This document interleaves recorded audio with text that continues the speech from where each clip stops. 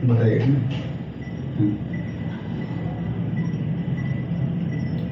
वंदे मातरम दोस्तों, सभी को सबसे पहले नमस्कार। मिश्रा सर बिहार वाले के YouTube चैनल में आप सभी का हार्दिक स्वागत है।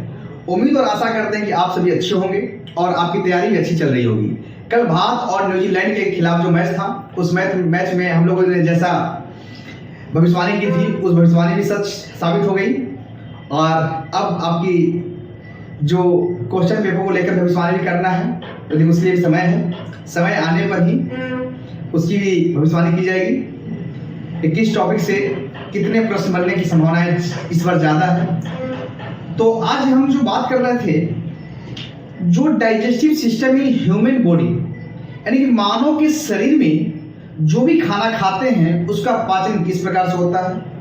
अभी तक मैंने 3 वीडियो उस पर आप लोगों को अवेलेबल भी करवाया था, जिसमें पहली क्लास में मैंने बताया था कि main organ of alimentary canal क्या था, accessory organ of alimentary canal क्या है। इसके साथ ही आपके डाइजेस्टिव सिस्टम में जो मुख्य रोल भूमिका जो निभाता है वह कौन कौन से ऑर्गन थे, जैसे कि आपके बकल कैविटी की चर्चा मैंने कर दिया था, ओएसोफेगस की चर्चा कर दिया था, स्टमक की चर्चा कर दिया था, स्मॉल इंटेस्टाइन की चर्चा कर दिया था। कुछ लोग कह रहे हैं कि सर हिंदी में बोलिए। देखिए, बकल कैविटी का मतलब होता है जो हम लोग सभी का मुंह जो है, उस मुंह में जब भोजन ग्रहण करते हैं तब मुंह में कैसे भोजन का पाचन होता है, और कार्बोहाइड्रेट का पाचन तो मुंह से ही प्रारंभ होता है। उसमें हम आपको जो लाल ग्रंथियां के बारे में बताए थे, फिर आपका जो फूड पाइप जो बकल कैविटी को स्टमक यानी मुख गुहा को जो आपके पेट से जोड़ता है उसको ओएसोफेगस या ग्रसिका या फूड पाइप कहते हैं, उसकी चर्चा किए थे। इसके साथ ही आपके पेट की चर्चा किए थे कि आपका पेट किस प्रकार से काम करता है। इसके साथ ही आपके जो पेट से निकलने वाली जो रस थी, आपकी जो पेट से निकलने वाली जो रस थी जिसे जठर रस कहते हैं, उसकी चर्चा की थे। इसके साथ ही कल की क्लास में मैंने आपको स्मॉल इंटेस्टाइन यानी छोटी आंत में आपके भोजन का पाचन किस प्रकार से होता है, इसकी चर्चा किया था। इसके साथ ही वहीं पे आपके जो लीवर था, उसको लीवर को भी आपको डिस्कस किया था। इसके साथ ही आपके गॉल ब्लाडर को भी डिस्कस किया था। इसके साथ ही आपके लाइफ में जो लार और आपका जो पीत का जो आपके शरीर में जो इंपॉर्टेंस है, उसकी भी चर्चा मैंने कर दिया था। आज की क्लास में मुझे क्या करना है कि डाइजेस्टिव सिस्टम के जो मेन पार्ट जो बच गए थे, जैसे कि आपका माल्टोज किस में टूटेगा, लैक्टोज किस में टूटेगा, सर्कोज किस में टूटेगा, यानी छोटी आंत में किस प्रकार से पूरी पाचन होती है, कौन चीज कैसे टूटता है, इसकी चर्चा करेंगे। इसके साथ ही हम पैनक्रियाज की चर्चा करेंगे कि अग्नाशय क्या होता है, अग्नाशय को हम मिश्रित ग्रंथि क्यों कहते हैं, इसकी चर्चा करेंगे। इसके साथ ही आपके जो स्मॉल इंटेस्टाइन में जो इंटेस्टाइनल ग्लैंड जो कुछ आंतरिक ग्रंथियां होती है, उसकी चर्चाएं करेंगे। इसके बाद हम आपके बड़ी आंत की चर्चा करेंगे कि जो भोजन नहीं पचता है वह आपके शरीर से बाहर कैसे निकलता है, इसकी भी चर्चा करेंगे। लेकिन पूरी क्लास को स्टार्ट करने से पहले आप अभी तक मिश्रा सर बिहार वाले के YouTube चैनल को सब्सक्राइब नहीं किए हैं तो जल्दी जल्दी सब्सक्राइब कर लें, तो साथ में बेल आइकन को दबा दें ताकि जैसे ही क्लास अपलोड हो उसका नोटिफिकेशन आपके पास सबसे पहले पहुंच जाए। तो जिनको स्क्रीनशॉट लेना है वह स्क्रीनशॉट लें, फिर हम आगे बढ़ते हैं।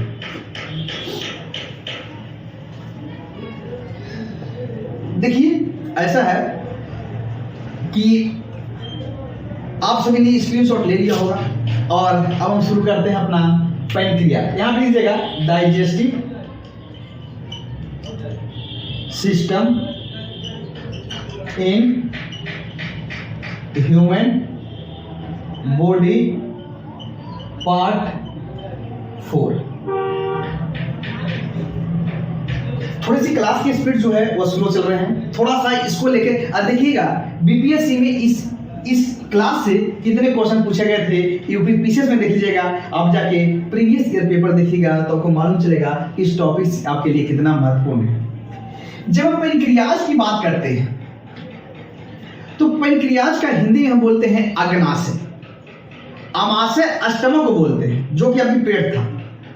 यहाँ पैनक्रियाज यानी इसको बोलते हैं अग्नाशय। क्या बोलते हैं? अग्नाशय।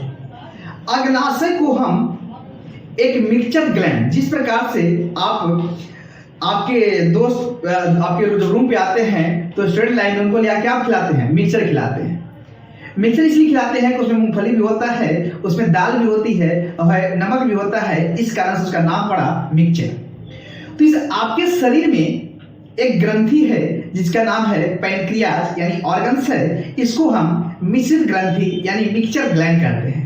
जिस प्रकार से आप खाना बनाने के लिए और गैस बचाने के लिए और प्याज को गलाने में समय कम लगे, उससे बचने के लिए आप मिक्सी में डालकर सबको प्याज, लहसुन, अदरक, मिर्च को डालकर क्या करके पीस देते हैं और जल्दी से खाना बना के खा पी के टंच हो जाते हैं। उसी प्रकार से आपके शरीर में एक ग्रंथि है जिसका नाम है क्या? पैनक्रियाज। नाम क्या है? अग्नाशय। अग्नाशय यह एक मिश्रित ग्रंथि है, लेकिन इसको मिश्रित ग्रंथि इसलिए कहा जाता है क्योंकि अभी तक आपने स्टमक पढ़ा, बकल कैविटी पढ़ा, स्मॉल इंटेस्टाइन पढ़ा, इसके साथ ही आपने ओएसोफेगस पढ़ा। वो केवल क्या थी? एंजाइम्स निकालते थे और क्या करते थे? भोजन को पचाते थे। ये क्या करता है कि अग्नाशय जो है यह दो काम करता है। ध्यान रखने वाली बात यह है कि यह पाचन संबंधी भी कार्य करता है, यानी आपने जो खाया उसको पचाता भी है और कुछ हार्मोन का भी सिक्रेशन करता है। लेकिन यहाँ क्लास जो है वह digestive system in human body यानी पाचन क्रिया के दृष्टि से है। इस कारण से कौन कौन से हार्मोन का सिक्रेशन करता है इसकी चर्चा हम आज नहीं बल्कि नेक्स्ट क्लास में कभी कर देंगे। तो अग्नाशय जो है यह एक मिश्रित ग्रंथि है और इसे कई सारे पाचन संबंधी एंजाइम्स निकलते हैं। पहला एंजाइम जो है उसका नाम है, याद रखिएगा, ट्रिप्सिनोजेन। क्या याद रखिएगा? ट्रिप्सिनोजेन।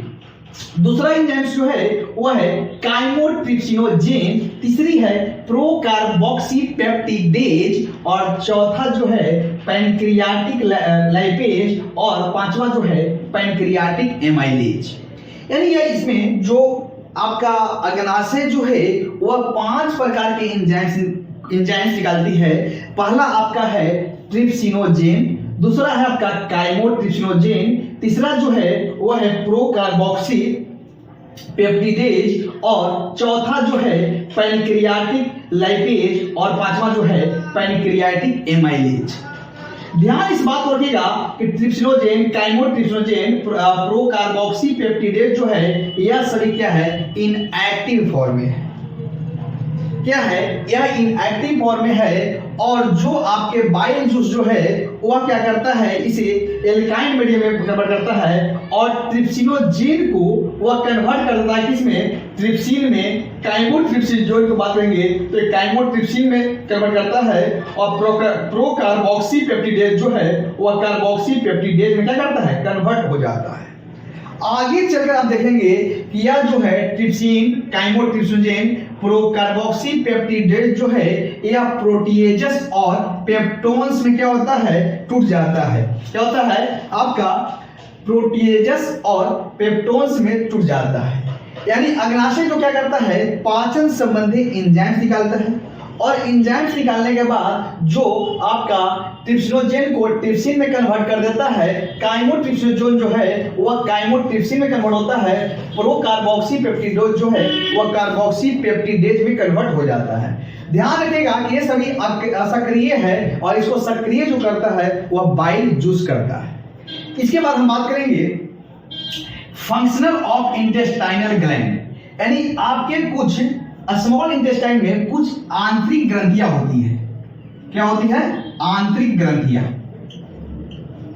आंतरिक ग्रंथियां जैसे आप तो देख रहे होंगे कि आपके शरीर में जो पाचन संबंधी कार्य है वह तो बकल कैविटी से शुरू होता है। यहाँ आते आते क्या होती है? पूरी तरह से क्या होता है? आपका क्या होता है? दम टुकड़े टुकड़े टुकड़े हो जाता है। अब टुकड़े को भी क्या करना है? और टुकड़ा करना है। लास्ट में उसको ऐसी स्थिति करना है कि वह ब्लड वेसल के माध्यम से शरीर के विभिन्न सेलों में पहुंच जाए और वहां जाकर ग्लूकोज जो है ऑक्सीजन के मदद से क्या होता है? तो विघटन होता है और कार्बन डाइऑक्साइड और जल में कन्वर्ट हो जाता है, जिससे आपको ताकत और एनर्जी मिल जाती है। तो ध्यान रखिएगा कि छोटी आंत के जो इस प्रकार देखिएगा, मान लीजिए छोटी आंत है तो इस छोटी आंत में ढेर सारी आंतरीय ग्रंथियां होती है, मतलब बहुत सारे होते हैं। जैसे आप जानते भी होंगे कि पूरी शरीर में जो आपकी पाचन की जो क्रिया होती है वह छोटी आंत में जाके पूरी होती है। तो छोटी आंत में क्या होती है? ढेर सारी आंतरिक ग्रंथियां होती है और इस ग्रंथियां को क्या कहा जाता है? अलग अलग नाम से, समृद्ध रूप से हम सकस इंटेरिकस कहते हैं। क्या कहते हैं, सकस एंटेरिकस कहते हैं। और इस सकस एंटेरिकस में ध्यान रखिएगा कि माल्टेज होता है, इसमें क्या होता है, एंजाइम से होता है, इसमें क्या है, सकस एंटेरिकस कहते हैं। और इसमें क्या होता है, माल्टेज होता है, लैक्टेज होता है, सरकेज होता है, डाइपेप्टिडेज होता है और न्यूक्लिएज होता है। यानी मैंने यह कहा कि जो आपकी छोटी आंत है, उस छोटी आंत में जो उसके अंदर का जो हिस्सा है उसमें ढेर सारी ग्रंथियां होती है, ढेर सारी क्या होती है, ग्रंथियां होती है, जिसे सम्मिलित रूप से क्या होता है, सम्मिलित रूप से सकस एंटेरिकस कहते हैं। और सकस एंटेरिकस से कई सारे एंजाइम्स निकलते हैं, जैसे कि माल्टेज, लैक्टेज, सरकेज, डाइपेप्टिडेज और न्यूक्लिएज। और इन्होंने क्या करेंगे, यह सब देखेंगे, यानी सब को तोड़ेंगे कि अगर देखिएगा आपने माल्टोज खाया है तो माल्टोज को क्या करेगा, माल्टेज यह ग्लूकोज और ग्लूकोज में तोड़ देगा। यानी माल्टोज को क्या तोड़ देगा, किसमें, माल्टोज जो है, अगर आपने माल्टोज खाया है तो माल्टेज नामक एंजाइम जो है वह माल्टोज को ग्लूकोज और ग्लूकोज में क्या करता है, तोड़ देता है। एक बार बीपीएससी में पूछ लिया था कि ग्लूकोज और ग्लूकोज को मिलने से क्या बनता है, तो ग्लूकोज और ग्लूकोज जब मिल जाएगा तो क्या बन जाएगा, माल्टोज बन जाएगा। या पूछेगा कि माल्टोज का विघटन माल्टेज एंजाइम किसमें करेगा, तो माल्टोज का विघटन माल्टेज एंजाइम जो है वह ग्लूकोज और ग्लूकोज में तोड़ देता है। अगर आपने दूध दही खाया है तो वह लैक्टेज एंजाइम जो है वह ग्लूकोज और गैलेक्टोज में तोड़ देगा। तो ग्लूकोज और गैलेक्टोज को कौन तोड़ रहा है, लैक्टेज एंजाइम तोड़ रहा है, यानी किसको, लैक्टोज को। यानी लैक्टोज को लैक्टेज नामक एंजाइम जो है वह ग्लूकोज और गैलेक्टोज में तोड़ दे रहा है। अगर आपने शुगर खाया है, यानी जिसे हम सरकोज शुगर खाया है या गन्ना उन्ना खाए हैं, तो गन्ना भी हैं, तो इस सरकोज को सरकेज नामक एंजाइम जो है वह ग्लूकोज और फ्रक्टोज में तोड़ देगा। ध्यान यहीं से प्रश्न बनेंगे आपके, प्रश्न क्या पूछेगा कि माल्टोज को माल्टेज एंजाइम जो है वह ग्लूकोज और ग्लूकोज में तोड़ देता है, लैक्टोज को लैक्टेज एंजाइम्स, या बीच में जो है एक एंजाइम्स है, ठीक है, लैक्टोज को लैक्टेज एंजाइम जो है वह ग्लूकोज और गैलेक्टोज में तोड़ देता है। इसी प्रकार से सरकोज को सरकेज एंजाइम ग्लूकोज और फ्रक्टोज में तोड़ देता है। और डाइपेप्टाइड की अगर बात करेंगे तो एक एंजाइम जिसका नाम है डाइपेप्टिडेज, यह इसको एमिनो एसिड यानी amino acid plus amino acid में तोड़ देगा। और एक बचता है न्यूक्लिक एसिड, तो न्यूक्लिएज एंजाइम जो है इसे शुगर, फॉस्फेट और नाइट्रोजन बेस में तोड़ देता है। यानी जितना आपने खाना खाया पूरी ये छोटी आंत में पहुंचने के बाद टूटते टूटते यहाँ आकर पूरा उसको रगड़ के खींच दिया रखे, अब बचा ही नहीं। और अगर जो नहीं पिसाया, इतना सब एंजाइम निकला कौन पर, माल्टेज, लैक्टेज, सरकेज, डाइपेप्टेज और न्यूक्लिएज, सबके अलग अलग तोड़ के एकदम घसीट दिया, पूरा एकदम चूर्ण बना दिया एक तरह से। और जो नहीं घिसाया, जो नहीं पिसाया, उसको चला गया बड़ी आंत में चला जाता है, जिसकी चर्चाएं थोड़ा सा आगे करेंगे। जो भोजन यहाँ पे पूरी तरह से एकदम पिसा उसा गया, पूरा पच उस गया, यह क्या करेगा, यह जेजुनम में चला जाता है। और वहां पे क्या होती है उंगली नुमा संरचना होती है। और वहां पे क्या करता है कि वहां से ग्लूकोज जो है यह ब्लड वेसल के माध्यम से आपके शरीर के विभिन्न सेलों, विभिन्न कोशिकाओं के बीच पहुंचता है। और वहां पे ऑक्सीजन की सहायता से उसका विघटन होता है। और विघटन किसमें होता है, कार्बन डाइऑक्साइड में और जल में, जिसके कारण आपको एनर्जी मिलता है। और सुबह आप देखते भी होंगे कि अगर सुबह खाना नहीं खाते हैं तो शाम में क्या होते हैं, आप पस्त हो जाते हैं ना। तो उसी प्रकार से आप खाना खाएं, आपके पूरी से बॉडी काम कर लिया, पूरी पाचन संबंधी काम हो गया और आपको एनर्जी मिलेगा। फिर यह प्रक्रिया जो है वह निरंतर होते रहती है। जो भोजन यहाँ पे नहीं पचा, जो नहीं पिसाया, जो अनपच टाइप का हो गया, जो नहीं पचा, वो क्या करेगा, उसको क्या करेगा, बड़ी आंत में ढकेल देगा। जाओ भैया इसको बड़ी आंत, यह पिसाया वाला ना है। जैसे ही बड़ी आंत में पहुंचता है वह क्या करता है, थोड़ा सा बड़ी आंत को बड़ी आंत क्यों कहते हैं? बड़ी आंत को बड़ी आंत क्यों कहते हैं? बड़ी आंत की लंबाई अधिक नहीं है, बड़ी आंत की चौड़ाई अधिक है। बड़ी आंत की चौड़ाई अधिक होने के कारण बड़ी आंत को यानी लार्ज इंटेस्टाइन को क्या कहते हैं? लार्ज इंटेस्टाइन कहते हैं। क्यों? ध्यान से समझिए, इसकी लंबाई ज्यादा नहीं है बड़ी आंत की, ये नाम पे मत चल जाइएगा। बड़ी आंत को बड़ी आंत इसलिए कहा जाता है कि इसकी चौड़ाई अधिक है, और चौड़ाई अधिक होने के कारण क्या नाम दिया गया?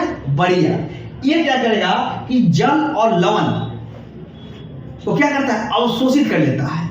और ध्यान रखिएगा कि जो भोजन छोटी आंत में नहीं पिसाया जो कुछ हुआ नहीं हुआ, वह जैसे ही बड़ी आंत में आया उसको क्या करेगा? कहेगा कि भैया तुम कहां से घुस गए हो, तुम तो घुसपैठ फिर आ गए हो, तुम अपनी जात में तो हो नहीं।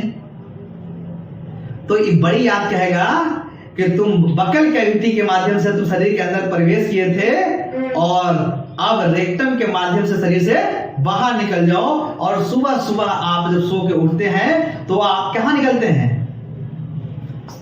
शौचालय में पहुंचते हैं, और जो आपका अनपचा भोजन जो होता है वह आप रेक्टम के माध्यम से शरीर से क्या करते हैं?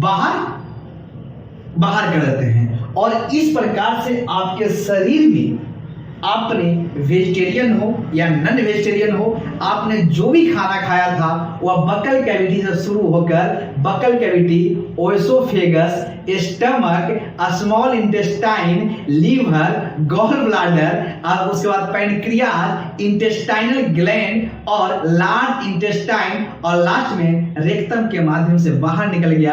आपने तो अपने स्वाद के लिए कुछ भी खा लिया था, लेकिन आपने देखा कि आपके शरीर में भोजन को पचाने के लिए आपके शरीर के जितने भी ऑर्गन्स से जो डाइजेस्टिव सिस्टम में भाग लेते हैं उनको कितना कष्ट करना पड़ता है, और तब आपके शरीर में आपको एनर्जी मिलता है। और जो बड़ी बड़ी बातें आप बोलते रहते हैं और बड़ी बड़ी जो काम करते रहते हैं, यह अगर आपके शरीर में एक से एक ऑर्गन में गड़बड़ हुआ तो आपकी स्थिति जो हो जाएगी वह दयनीय हो जाएगी, और आपकी दिमाग और बुद्धि के साथ साथ आपके शरीर जो फिट रहते हैं या फिट भी नहीं रह पाएंगे।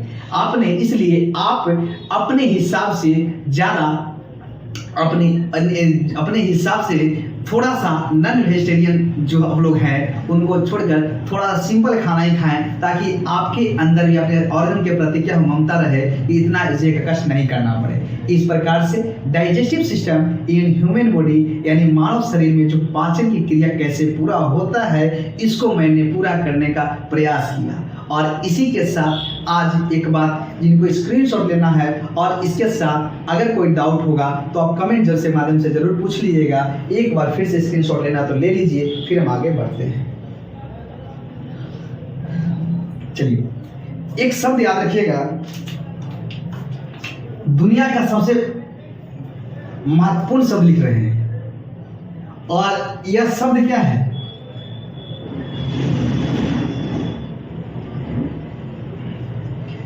एक शब्द है विश्वास। एक शब्द है विश्वास। इसको पढ़ने में मात्र 1 सेकंड लगता है। इसे पढ़ने में मात्र 1 सेकंड लगता है। इसे सोचोगे इसके बारे में तो आपको 1 मिनट लगेगा। अगर इसे समझोगे